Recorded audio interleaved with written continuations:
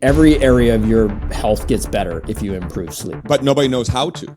And all the experts don't even know how because they're looking at the wrong thing. They're looking at sleep, at trying to improve your sleep to get better health. And you can't do that because sleep is an outcome of good health. Sleep is about letting go. So those experts that tell you what to try to control, they're looking at it to try to look at the optimal sleeping thing and try to control this shit, which you can't because it's all a state and a balanced nervous system issue. It's the number one reason the body will toss and turn, and the average person tosses and turns 20 to 40 times a night, is because the body is in pain. It's because you're starting in a position that's not sustainable for the body.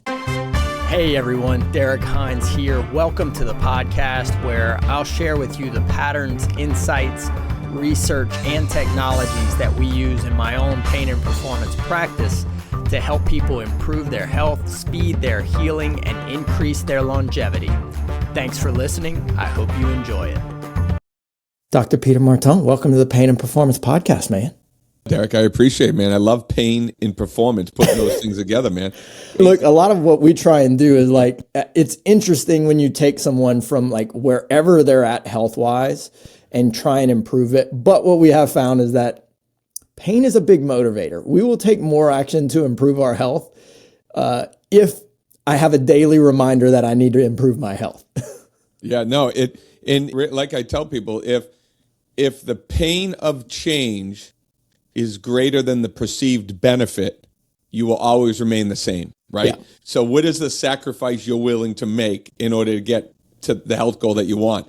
And if you're not willing to get over the pain, you won't be able to make the performance gains that you want. I mean, this is probably a big thing in sleep, right?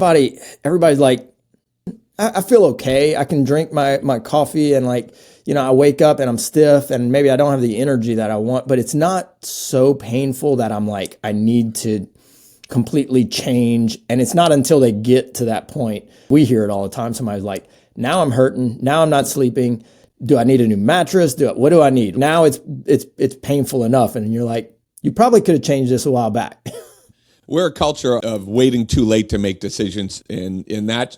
So when I set up my entire private practice, it wasn't about worrying where somebody was today, which will help you with your pain discomfort. It's about being able to know where you came from and predict where you're going to be in 10 to 15 years.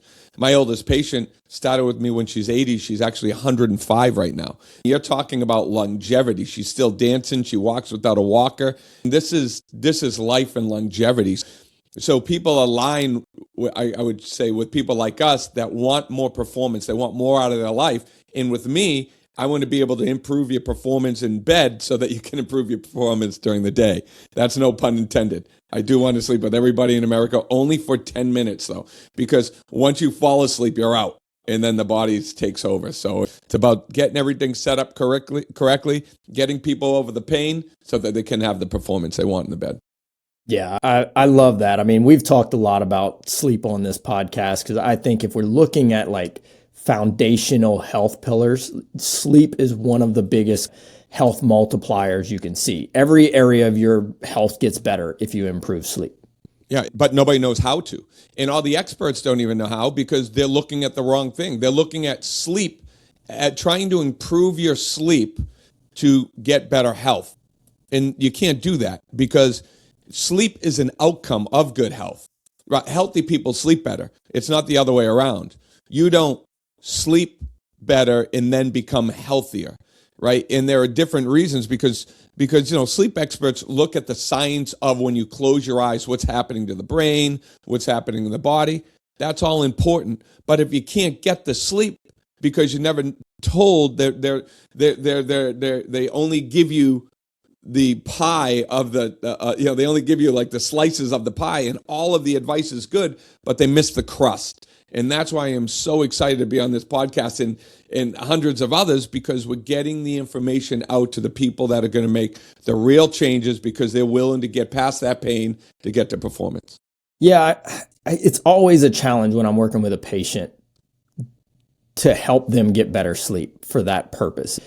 Is this a chicken or egg thing? I'm like, your body wasn't healing and you got excess inflammation. And so you're not comfortable. So you're not sleeping well. But are you dealing with those things, because you weren't sleeping well, or are they causing you to not sleep well? Yeah. So what you have to do is when you look at sleep, you have to have a structural blueprint to work from, a foundation. And you can't improve your sleep in the position that's destroying your sleep, right? So everybody tries to improve sleep when they can't even pass go before they collect 200, right? They're not even setting it up correctly to give your body the best chance to sleep. And that's really what is different between what I talk about. We break sleep up into the setup, things that you can control, and then the execution, optimizing sleep quality. If you get the setup correctly, we were born to sleep. Learned dysfunctional sleep patterns are learned. It's not innate. Yeah. It is learned. So we have to go back to basics and look at the fundamental laws of how the body adapts. Then we're going to be able to understand. I know when I look at somebody and I analyze their health or I look at their structure, I already know how they sleep. It's not even a question. People have dysfunction because your health is an adaptation of your daily rituals. Yeah. It's not that disease gets you. It's that your body can't adapt no more, so then the body becomes diseased.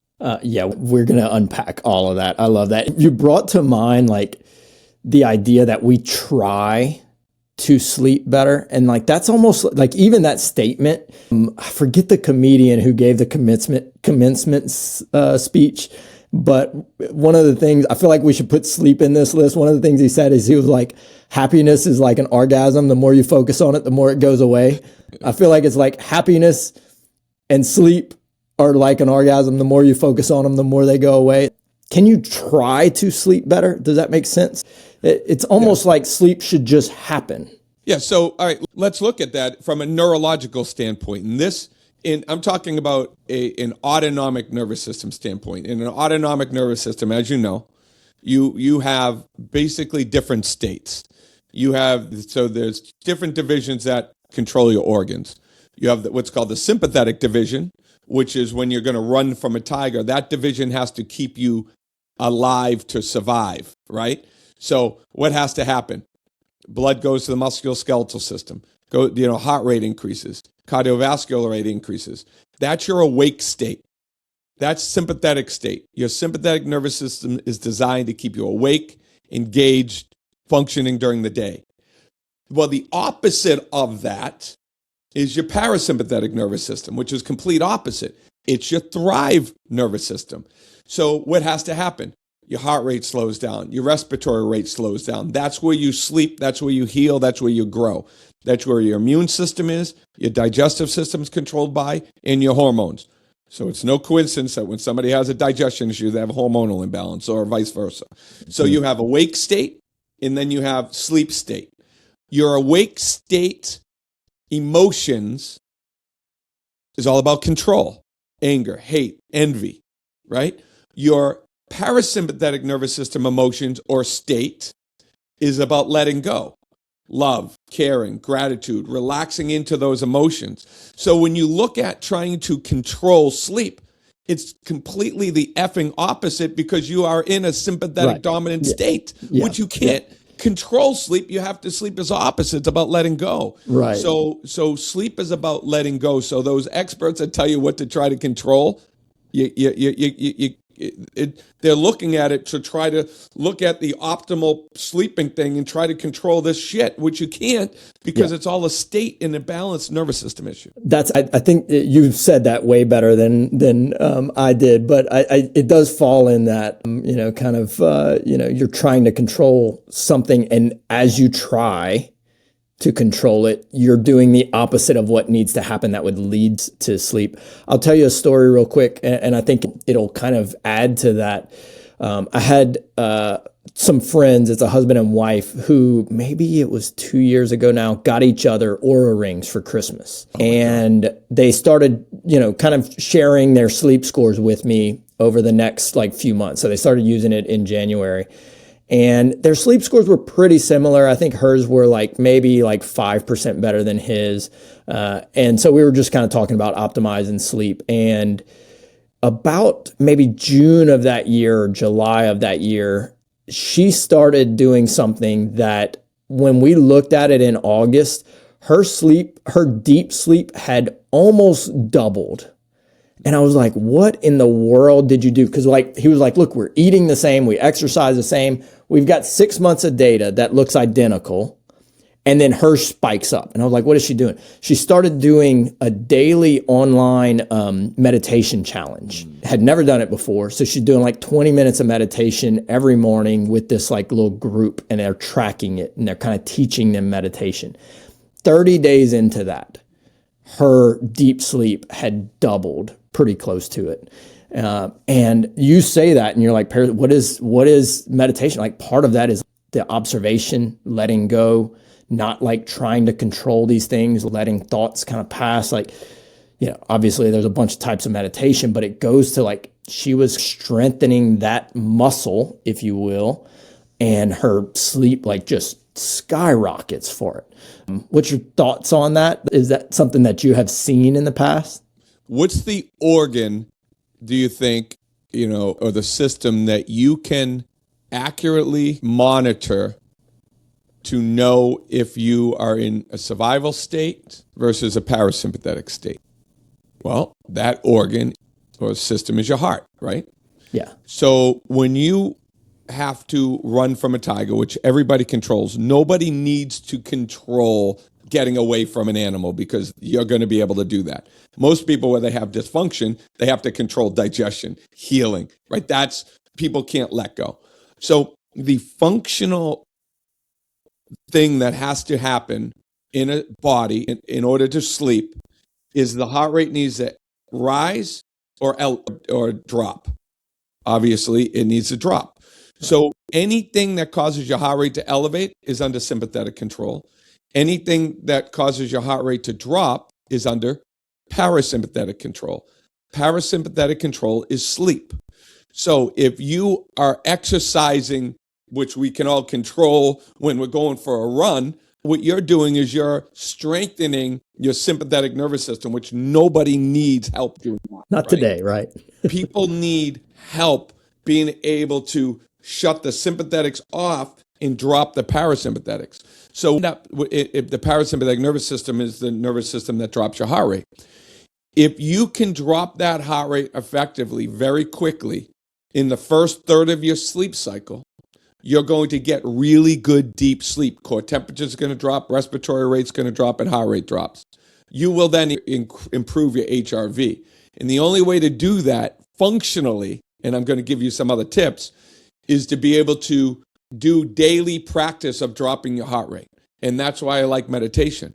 But what I like even better is I'll give you a quick story. And this is really one of the markers in my life that made me get into the sleep industry, just to even go there. It was in 2003. My wife just got pregnant, and I have ADD, right? I have a brain that can be addicted to anything, and it's always going to be like that. And I'm addicted to adrenaline, and so on all of my friends. So we were out on this really crazy four-wheeling adventure, which we shouldn't have done, in the middle of the woods. A four-wheeler flipped over and killed my best friend right in front of me, and I was giving him CPR. When I was giving him CPR, the four-wheeler exhaust was right in my face. So in order to make a memory memorable, it needs to follow an adrenal trail. It needs to have an adrenaline response. As you can imagine, that adrenaline response was so strong that anytime I smell exhaust, I go back to that time. Anytime I smell it, it doesn't even matter.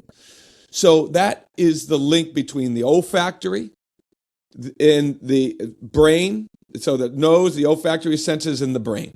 So you can trigger emotional responses with scent. So what I have people do is I'll have them do something. I created my own ring, right? It's called the Way Smarter Smart Ring. I don't care about the algorithms of your sleep.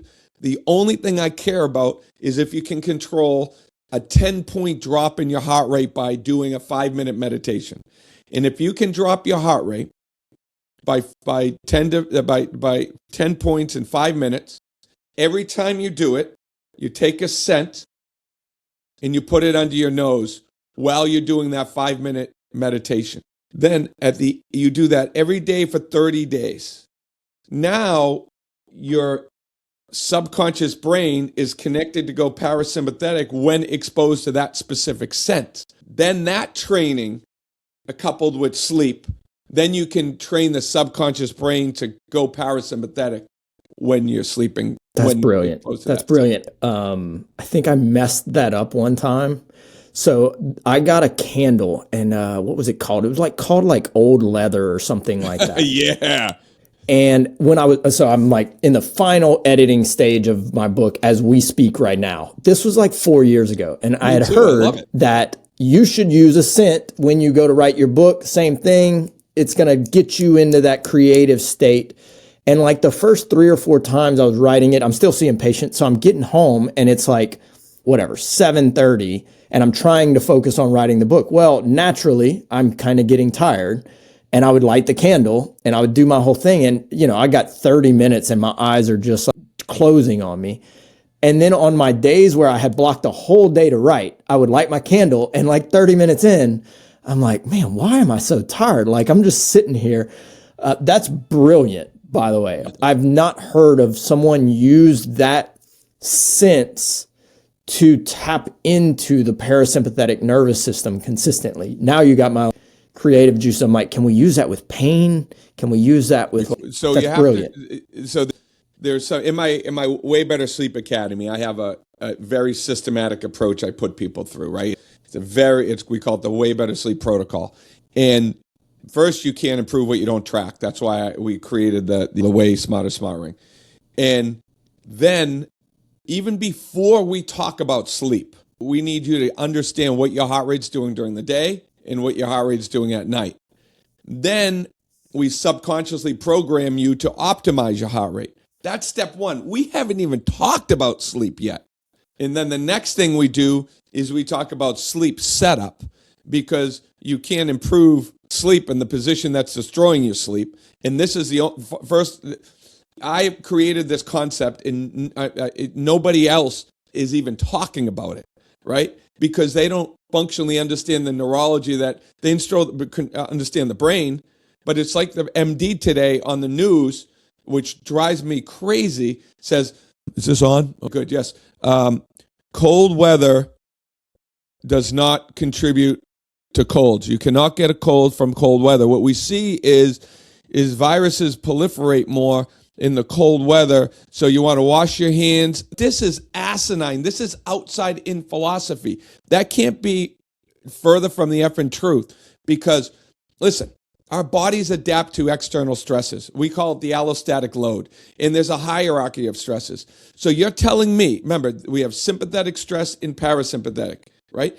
And if your body's in sympathetic, you can't thrive and survive. You can't survive and thrive at the same time. So when you're looking at the winter, listen, a virus is dead. It doesn't make itself outside and then come and friggin' infect you. It needs a weakened host in order to do that. And if your body is like a battery, it only has so much energy. If it's fighting to keep its core temperature at 98 degrees in a 30-degree day versus an 80-degree day, you are wasting so many more vital resources, keeping yourself sympathetic dominant to shiver, suppressing your immunity. So it's a weakened host that proliferates a virus, not a strong host that is sleeping better, that's hydrated. So when you look at this whole outside-in philosophy, and it trickles all through the whole allopathic system, you're looking at taking melatonin to help you sleep. You're looking at outside-in things. You were born to sleep. Why can't you? That's the fundamental question. So you mentioned the initial point of dropping the 10 points to start help improving. Is there other stuff that people can do to optimize their heart rate?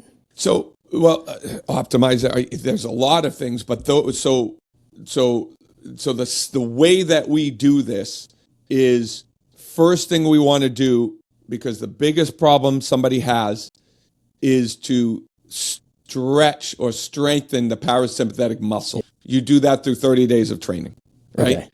Once most people do that, then we move to step 2, right? Gotcha. And we don't talk about sleep until people get the setup correctly, because that's what people can handle. You can handle what you can control. The stuff that you can't control is more difficult to work with because it's usually internal health issues, but there are external things that it can give you to help with those. But the first thing is being able to retrain the central nervous system. Then the next thing is to then put the body into a position that promotes parasympathetic tone. Explain that for me. That's what I wanted to unpack a little bit. So like when we're talking about do you mean like a physical position with that? Yes. Okay. Physical position. Okay. I like it. Let's dive into that. All right. So where did this stuff come from? I've been now doing this stuff for about 16 years, right? Working with the autonomic nervous system for 20 plus years. So there's one thing that comes into play that can determine if what your state is, I guess you can say, of restfulness, and that's called HRV, heart rate variability. In general, people have a very difficult time improving their HRV because it is so dependent on that balance between the sympathetics and the parasympathetics. So what we did is we did stuff with position. So do you know my story of how I got into sleep worlds? I do, but if you want to give us elevator pitch of it as part of that answer.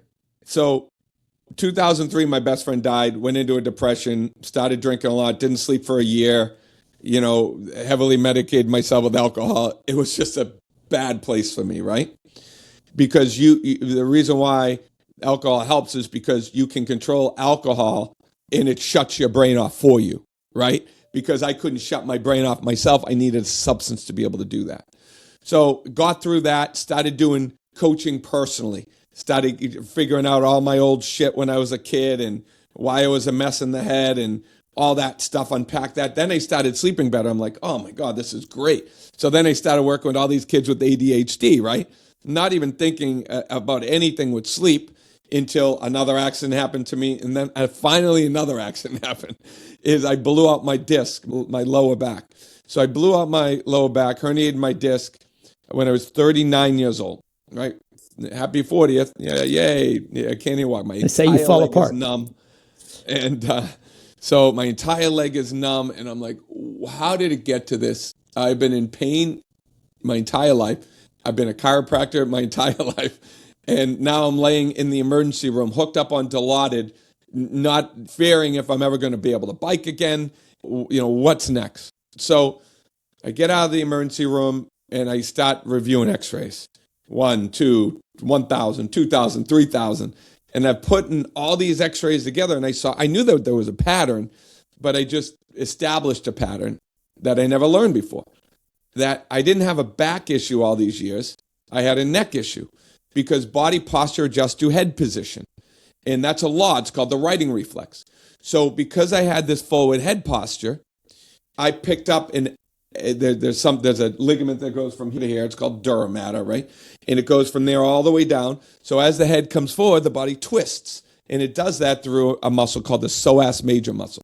So the psoas is the only muscle in the human body that attaches directly to a disc. So I summarized at the time that I had all this back pain because of neck dysfunction, and the body is trying to prevent me from falling over because I was walking around like this. So I'm like, all right, let me start changing the way I sleep. Remember, what is big enough, the why doesn't matter. Right? No, sorry. If the why is big enough, the what doesn't matter. So I was a side sleep. I had shoulder issues, back issues, hip issues. And I'm like, I think the only way to correct this would be, listen, I'm not going to put my neck into traction, 10 minutes a day for the rest of my life. I said, I'm going to fix this when I sleep. And I had always slept curled up in a ball because I have that type of neurology. So I started rolling up a pillow in jamming towels and things underneath my neck to get my neck back. But I had always tracked my sleep. And my lower back started feeling better. Then I started working on my psoas. I released that. The pain started coming out of my leg. But what I found was we kind of worked in creating this little pillow and that neck nest, and I started establishing that curve, my HRV improved by 30%. And I'm like, wait a second, that makes so much sense because the nerve, it's called your vagus nerve, which represents 80% of the entire nervous system, comes out from here, the top portion of the spine right here. So when you lose this curve due to side sleeping or sleeping on your back with the pillow the wrong way or stomach sleeping, you create this dysfunction in the spine and you compromise the integrity of the vagus nerve. And the vagus nerve, remember, is so important in being able to allow you to drop your heart rate. If you have vagus nerve compression, if you're watering a garden, stepping on the garden hose, that vagus nerve can't flow or function. We just did a thing with Fox News last night on compression of the cervical muscle tension and causing vertigo and the ears not draining. Because cervical dysfunction, everything else adapts for. So if you're sleeping in a position that's ruining the structure, which is in 75% of the population, then you are sleeping in a position, when we'll talk about the pain portion of that positioning, that's causing parasympathetic nerve inhibition, so your body can't let go effectively. That is why you say you can't improve sleep in the position that's destroying your sleep. That's causing it. Yeah, that's good, man. This is perfect timing. I just had Dr. Kevin Tracy on the podcast, who wrote The Great Nerve. Probably one of the world's leading experts on vagus nerve function. And it's incredible what we're learning, that when we have vagus nerve dysfunction, inflammation goes up, pain goes up, and all of it's because we just are pushing the body further into that imbalance of sympathetic versus parasympathetic. So improving that nerve, if y'all are joining us and you haven't listened to that, this is going to make a whole lot of sense about how much you can change in your health if you improve the health and position around that nerve in conjunction with these other changes. So when someone's working through this, everybody talks about this. They're like, oh, well, I have a sleep position that I'm designed to sleep in versus, what my wife is or what my cousin is. What's your thoughts on that? Is there a perfect sleep position? So everybody is designed by God to sleep in the same position. It doesn't change. You may have a position. So, all right, let's get into step 2. This is my favorite, right?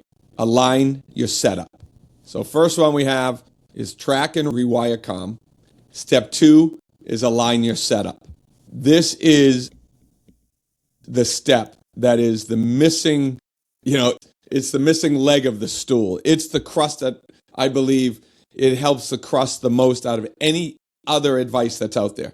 Because like we said, the issue with sleep is that the parasympathetic nervous system is in control, and your structure that you're setting yourself up in is destroying this. So we came up with this triune of sleep. When you're going to sleep, there are 3 things are at play that you have control of that you don't realize it. And you don't even know the needs of these things. And once I bring the needs to light, it will allow you, and if you get this, you have a choice after you hear this. Do nothing, and their sleep will remain ruined, I promise you. I've worked with tens of thousands of people.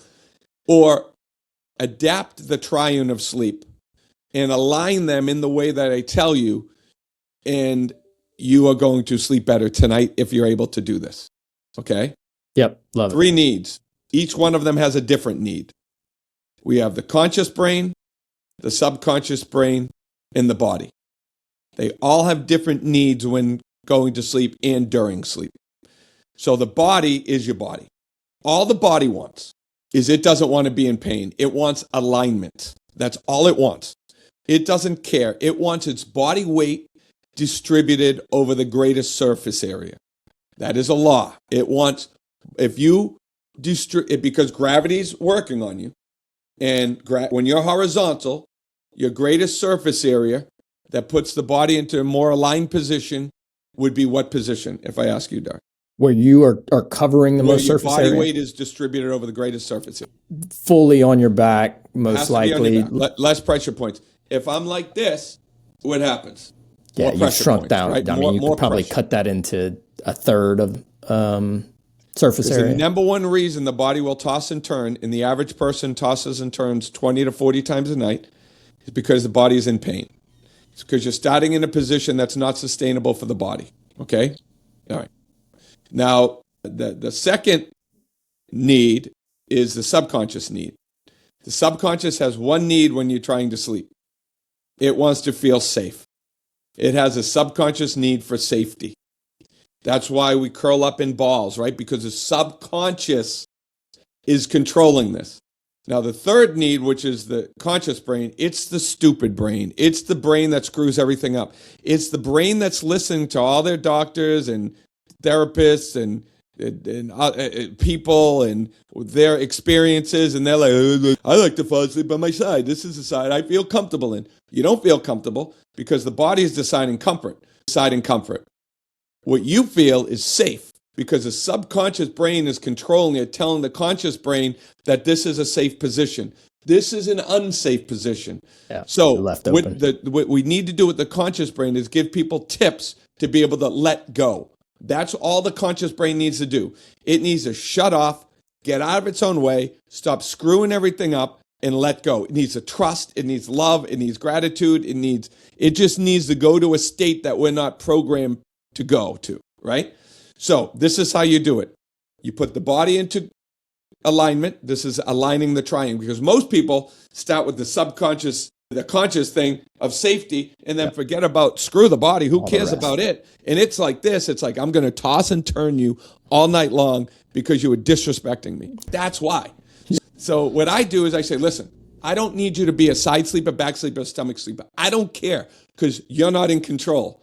What's in control is the body and the subconscious brain. I don't care what you think you're in control of. You're not in control. So once you fall asleep, if you think that you're sleeping on your side the entire night, watch a 2-hour movie in the position that you fall asleep in. It's not possible. You're going to move. And if you have alcohol to numb your pain, you're going to wake up with neck pain, back pain. You're going to wake up stiff because you're not going to move as much. You can't do it.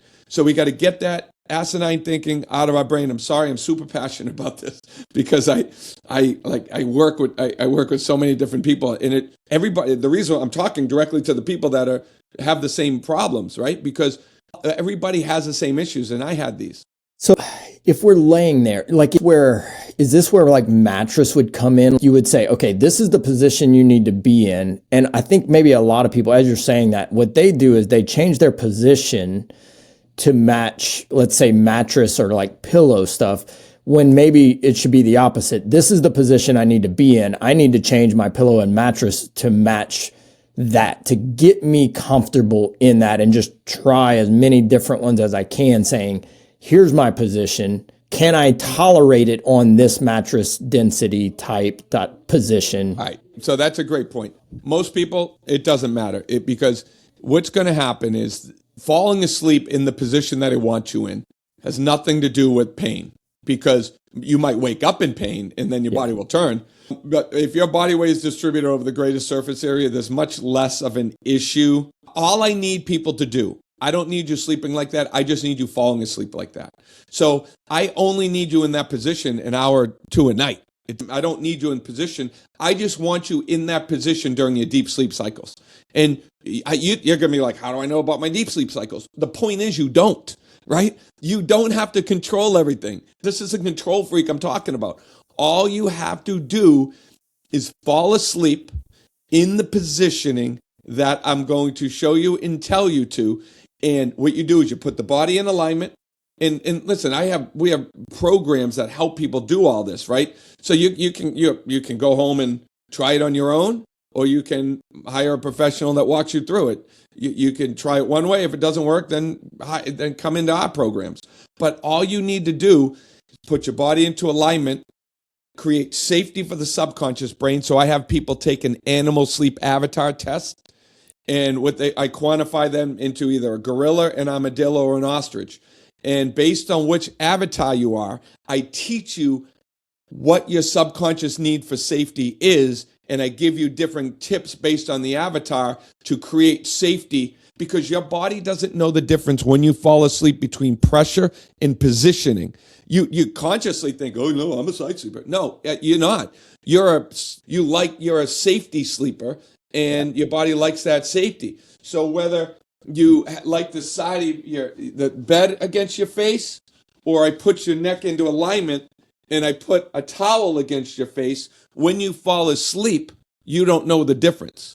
So I'm picturing the alignment portion, and I want to get kind of deeper in there.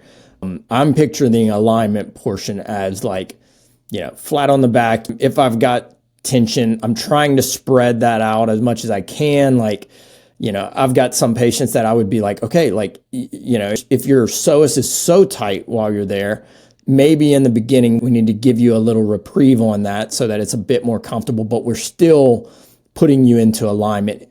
What do we do with our hands, as everybody says? Is there anything deeper than that our listeners need to know about? I call it the corrective sleeping position, okay. And it's a neutral sleeping position. So all of your joints are in what are called closed packed positions. This is a little bit deeper, right? So the shoulders are more exposed out here. They're better off here, or they're better off here, right? It's how you use your covers. I don't recommend sharing covers, because what do you do with that arm that's underneath? Then it has to come up here, right?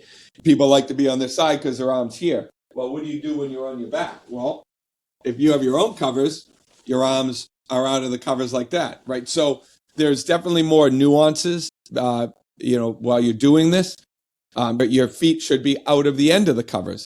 So your body temperature regulates out your hands and your feet. That's a little bit deeper into our programming once I get into 5 core elements of sleep. But your body needs to temperature regulate. So the positioning that you start out in is such. Actually, I'll show you right now. Is this going to be on video? Or Yeah. This will be a good one. You make sure y'all are watching this if you're just listening to it, or circle back and you'll hear it differently if you catch a second viewing of it. All right. So we're gonna take this. We're going to drop this down to this bed here. Right there. All right. You can see that, right? Yes, I got you. Okay. We'll get this out of here. You might not be able to hear me. So I got the American flag blanket there. All right. So here. So one of the things that we also want to be conscious of, like you said, which I love, is inverted sleeping, right? Because you can sleep elevated at the beginning. So I'll show you this position elevated.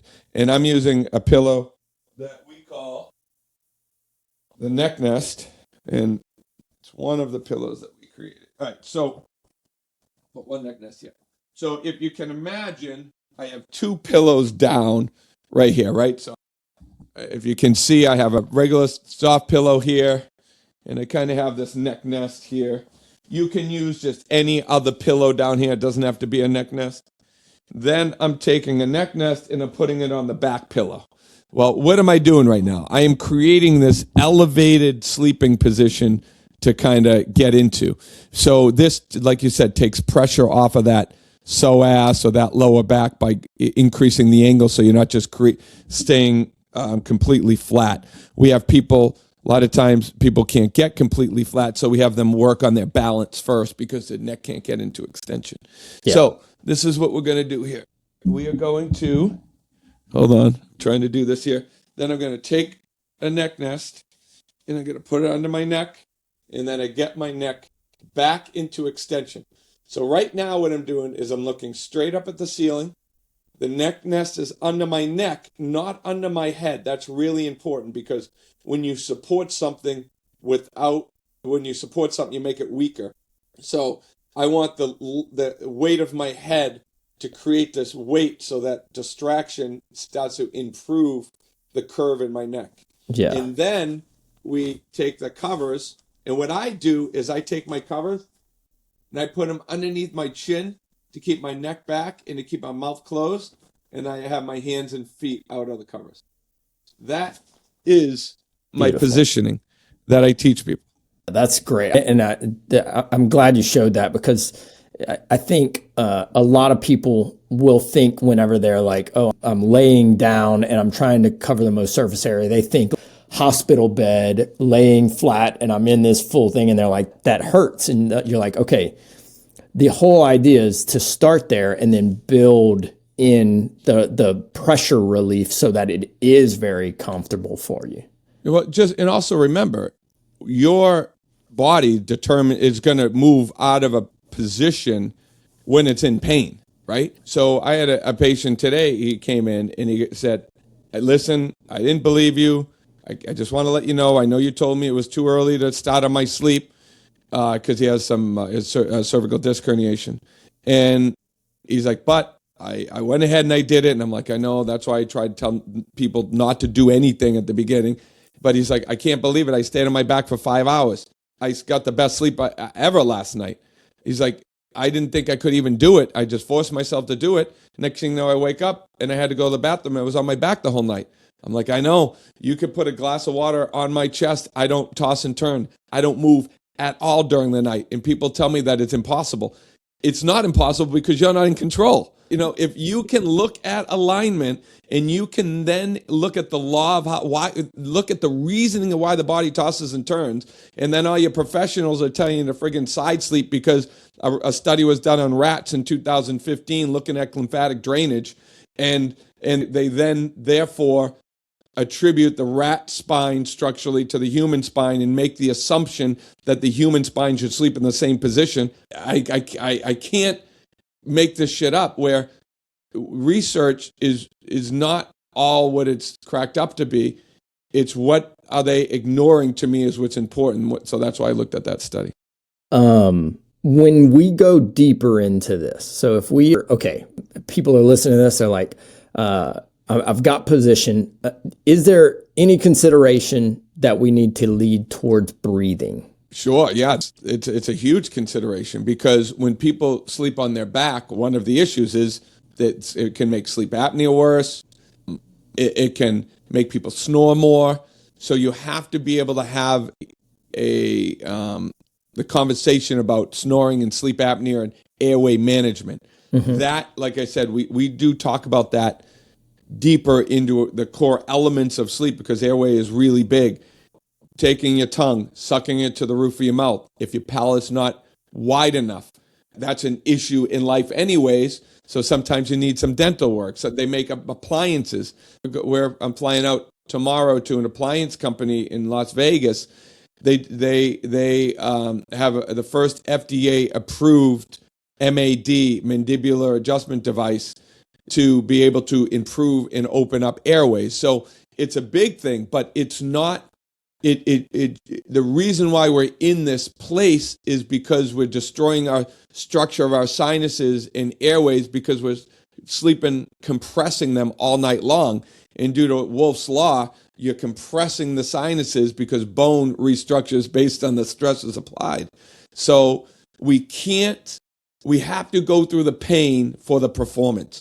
And that's why I really like the name of this podcast, because if the pain of change is greater than the perceived benefit, you will always remain the same. That's why I just don't like people buying a neck nest. I mean, would love people to buy a neck nest, but if you don't know how to use it, it's wasting money. Yeah. That's why I don't like these sleep rings, because if you're not told who cares about the sleep score? Some people lose sleep because of the sleep score itself, mm-hmm. Right? A lot. Yeah, and so I'm an educator. Doctor by nature means educator, and that's what I do. It's funny because my wife, I made her stop using her ring, because she's control. She'll listen to this. She's control, and like having to look at it. And full disclosure, her sleep scores are like the best I've ever seen. It's incredible. And she would still stress about it. She'd like check it daily. I'm like, look, stop using it. Your sleep's great. We're in a good position. If it's creating more stress and you trying to control more things, just leave it alone for right now. Let's go deeper into kind of okay, we've got the triune.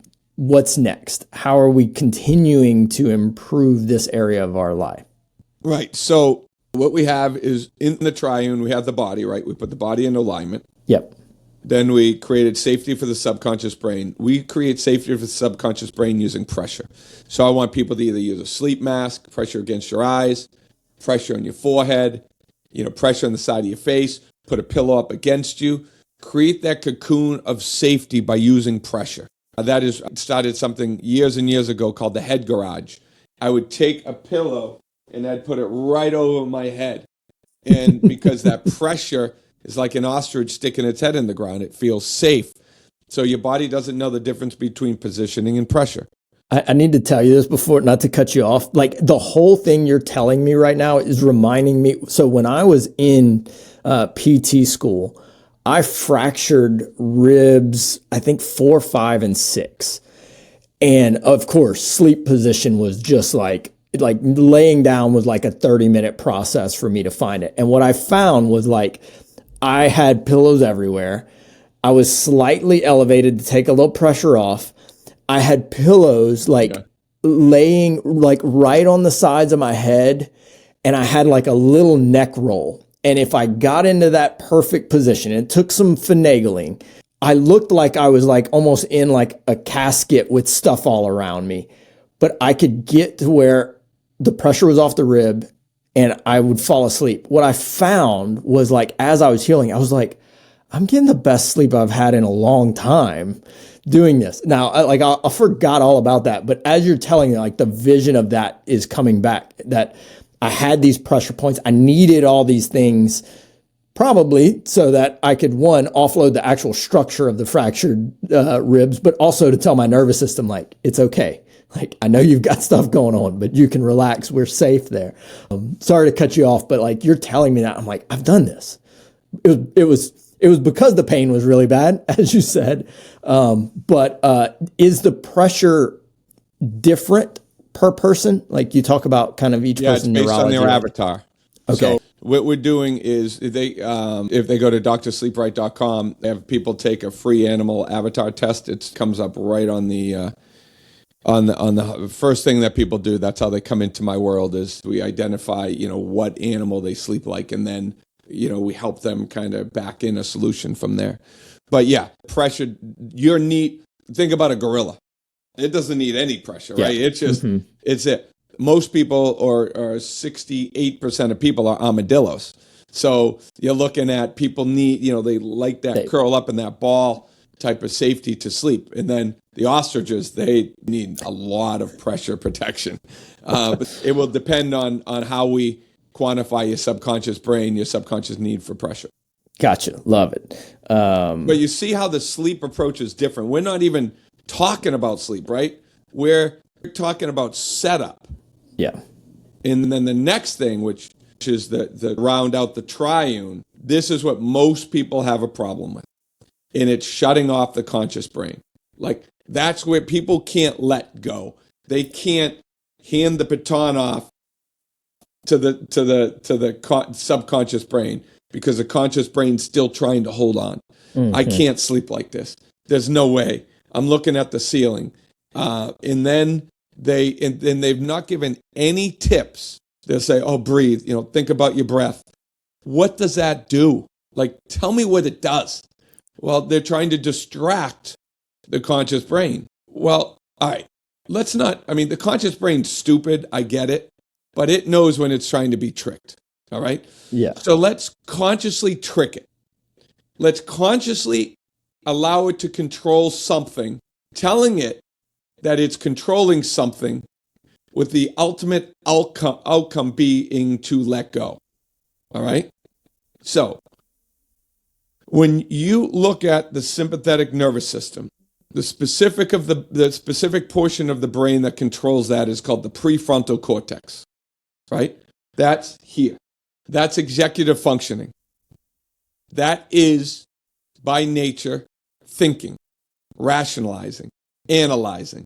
Okay? In order to be in this portion of the brain, you're thinking about now and you're thinking about tomorrow. You're trying to put shit together. All right. If I have to ask you a question, what is the opposite of thinking? What do you think it is? I would guess would be observing. Okay. The opposite of thinking is remembering. So you can either think or remember. You can't think yourself to sleep, but you can remember yourself to sleep. So here, listen to me on this. This is next level shit. And I put all this stuff in my book. It's great. So when you're thinking about remembering, you have to do it a very specific way. From what I find, and I don't know because there's no research on this because I'm the one that's that has been pioneering. I really wish people would start researching this concept. But what I find is that, let's say you are doing something today. You can't think about what you did today. It has to have already gone through a sleep cycle, categorize the memory, and then you can think about it tomorrow. Does that make any sense? So if you think about something, don't think about this call right now. Yeah. You think about something you did yesterday, and because you've had already slept on it, it puts it into the back portion of your brain where your memories are. Mm-hmm. So if you think you're thinking about something today, if you think you're remembering something today, you're actually thinking. But if it happened and you already have a couple sleep cycles on it, then you are remembering. Yeah. And then once you put yourself to sleep on that memory once, keep putting yourself to sleep on the same memory and you'll go to sleep like that and you'll let go. I'm processing. I know. Give me an example. You're thinking. Okay, here we go. Give me an example. I'm like, okay, what memory would I pick? I'm going through the whole cycle. I am, yeah. Okay, perfect. That's it. Walk an 18-hole golf course. Every hole. Where you land the ball. Then where the ball went the next time. And, well, if you're always shanking in the woods, then you might have a sympathetic. right. Pick your good round. Okay. Pick a good round. And then, or just walk the golf course. Go to the next tee. Then walk the steps. Or do you go to the right side of the fairway, to the left side of the fairway? Are you going in front of the sand trap, between the sand trap? And this is all like from memory. You're trying to go back to your memory and see, oh, okay, then I did this, and just let your brain go through the memory. Yes. Love it. You'll be asleep by the 9th hole. I got you. That's beautiful. I remember. If you're not asleep by the 18th hole, walk it again. Then once you train yourself to fall asleep on it, you're getting more relaxed while you do it. Do you see what I'm saying? Yeah, that's good. I think I've had a lot of patients have success with kind of getting the brain dump journaling out of the way. You lay down okay, just take 5 minutes and just get all of these things out. Probably create the need for thinking, right? When we lay down, we're like, don't forget this, don't forget that, don't forget this. And you telling yourself not to forget something is increasing the brain activity because now you're putting more work on it. But that's a whole deeper level of really giving your brain the reprieve from being able to think. Right. And then everybody has a wake up alarm. Not me. I wake up on my own. I never use an alarm. But what about a wind down alarm? What about an alarm that goes off that it's time to shut off the TV, relax, and wind down, right? Yeah. If it's even 15 minutes, just chill out. A half an hour, chill out. Those are techniques that we use to be able to help people shut off the conscious brain. If you track and rewire, then you align your setup, putting the needs of the body first, then the subconscious need for sleep safety second, and then last, train the subconscious brain how to get out of its own way. And you just do the first 2 steps, which are my setup steps. Then sleep happens. Do that for a month. If it doesn't work, then check back with us and we'll go from there. Yeah, I mean, when we look at these things, this is where I see the value of tracking coming from. I know you say hey, look, start tracking it. But if you're talking about sleeping position, you're all right, well, let's just start tracking that. What are you seeing sleep metrics? What are you seeing with your HRV as you go through that stuff and just fine tune the adjustments? We guess so much when it comes to sleep where people are oh, I think I slept good. I think I slept poorly. I woke up in the middle of the night. We realized this from tracking. My wife said oh, I woke up in the middle of the night. I slept bad. And then we go back and look at the sleep data and I'm yeah, you woke up for a 2-minute thing. In your brain, you thought you woke up for a while because it's a main memory from sleep. But then she drops right back into deep sleep and her sleep score was a 92% or something like that. I'm that's incredible. You got fantastic sleep. but we can trick ourselves very easily based on probably like false memories around did we improve our sleep or not. So if you're not tracking it, I feel like you're going to have a tough time making good decisions on these things. Yeah, I mean, you can't prove what you don't track, right? Yeah. So how do you know if you're fit? Well, you trying to figure it out, right? What's fitness mean? I don't know, I feel better. Well, you have objective analysis, right? There are specific objective analysis that you can control, because like people like to control, that you can control, and you need to monitor for sleep. There's only really three of them. It's heart rate, body core temperature, and respiratory rate. You look at those three metrics, and if you don't have a tracker, you slow your heart rate. If you slow your respiratory rate, your heart rate is going to follow it, right? We have something that's called spare breathing. It's a breathing technique that we teach. It's all about slowing your heart rate through your breath. And what's going to happen to your core temperature? Well, your core temperature is going to drop, assuming you don't have food in your system or you exercise too late. But so what's going to happen is, in order for you to get into deep sleep in the first third of your sleep cycle, your heart rate needs to drop, respiratory needs to drop, and your core temperature needs to drop. Those are the only metrics that I'm ever worried about. I don't even need to see a friggin' sleep score. I have people say, oh my God, look, I had a great sleep score. And I looked at it, I'm like, yeah, you slept 5 hours, and the algorithm's picking up only this, but your heart rate never stabilized. I said, you had a horrible sleep score. Look at your HRV. Well, yeah, I know, that's not too good. Yeah. I'm like, yeah, so don't put all coin into the stuff, right? Trust an expert that's talking differently about sleep. Because if they're looking at, your room temperature and room darkening shades and just blue light and put these glasses on. I mean, I love all that stuff. It's all piece of the pie, but it's all external shit. Sleep happens from inside. I can fall asleep in the middle of a day lying down. Like, how, if I can do that, you can sleep.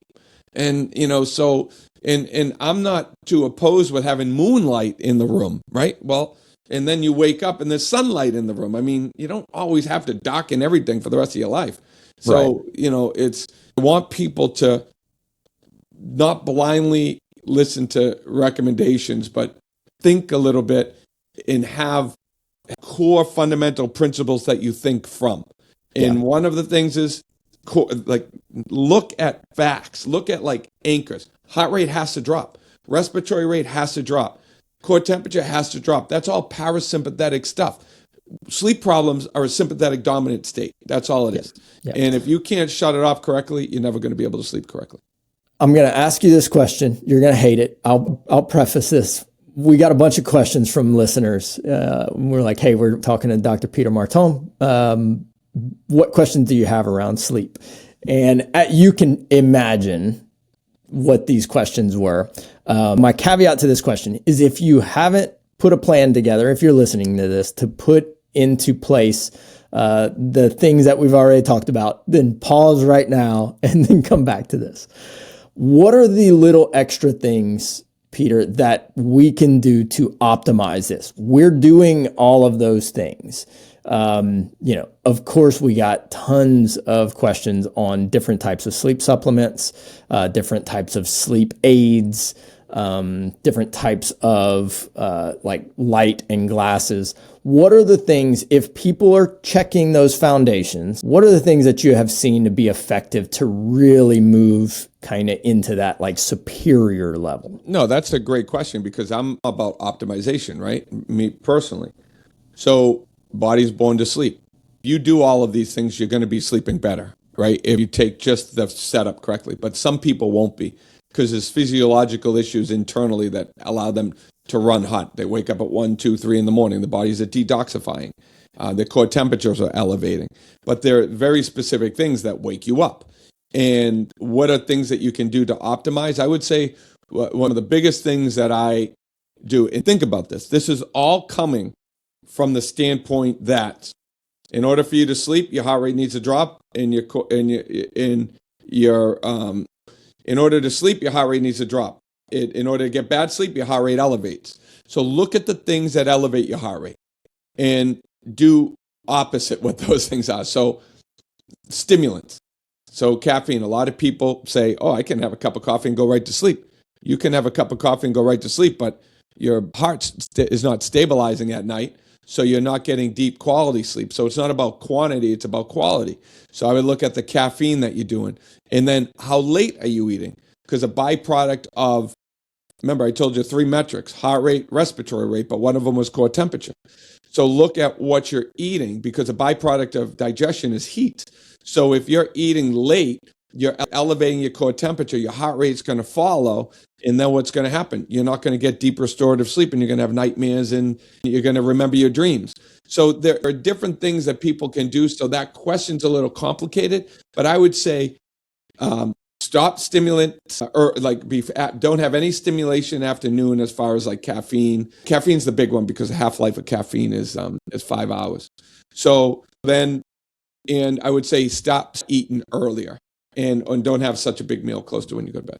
Yeah. The second one is my challenge. My family has been forever a late eater, and I think of all the recommendations that I hear, that one gets repeated in many different avenues, from health, longevity, sleep, is kind of creep that last meal of the day further away from sleep. Dr. Peter, is there anything that somebody listening to this would be asking? Is there anything that we missed that we should have mentioned when it comes to sleeping better? I think really the big thing that I would just reiterate is, if you hear all of this, really, the big thing is the alignment that you put yourself to sleep in. It's not that you need to be a back sleeper. I know you have sleep apnea. I know you have airway issues. I know you snore. All you have to do is fall asleep in that position with the pillow under your neck, with your neck in extension. Don't use a regular cervical pillow that supports your neck and your head at the same time, not allowing it to get into extension. Even just roll up a towel, or get a nice soft blanket and put it under your neck. Get a neck nest. Do something that allows that neck to just get back into extension, and just train yourself to fall asleep that way. That's it. You don't have to stay asleep like that. You just need to fall asleep like that. Then if you love being a subconscious safety side sleeper, then do that afterwards. But just fall asleep in the position that I'm telling you. That's the foundation, because then you'll be able to get that heart rate drop that you need to get deep quality sleep over a period of time. Make the pain big enough so the change is nothing to you. I love it. Dr. Peter Martone, thank you for coming on the show, man. I'm glad we got this in. Where can people reach out to you? Where can they follow you? I know you put a ton of valuable information out there. How can people find more about you and what all y'all do? Yeah, I think it's great. First step, go to drsleepright.com. That's DRSLEEPRIGHT.com. Take the avatar test, or join one of my free sleep webinars. We just so happen every March we do a sleep challenge. Join it, get involved. Just start learning it, hearing it. This is the first time you hear it. Play this over again. And then just you can also follow me on Instagram and all the socials at Dr. Sleepright. Yeah. I love it. Doc, thank you so much. I appreciate the passion that you have for this, man. Thanks for doing these things. I know that these take up time, but getting this information out so somebody can make like a tiny better decision. And like we said at the beginning, I think in health multipliers a lot in my practice. What's the little things you can do that multiply over time to make you much healthier? Working on sleep is one of the biggest health multipliers. You spend so much time doing it that if you make it 1% better by doing anything we heard on here, the amount that multiplies and compounds over your lifetime is crazy. So even a tiny improvement in this can create such a dramatic change in health and healing and longevity. So thank you so much for the information. As you've said, and I'm sure you know, like, this is not in the sleep world very often. Thank you for getting it out there and helping so many people work on this really important area. I really appreciate you. All right. Thanks a lot, Derrick. I appreciate you having me on. Thanks, man.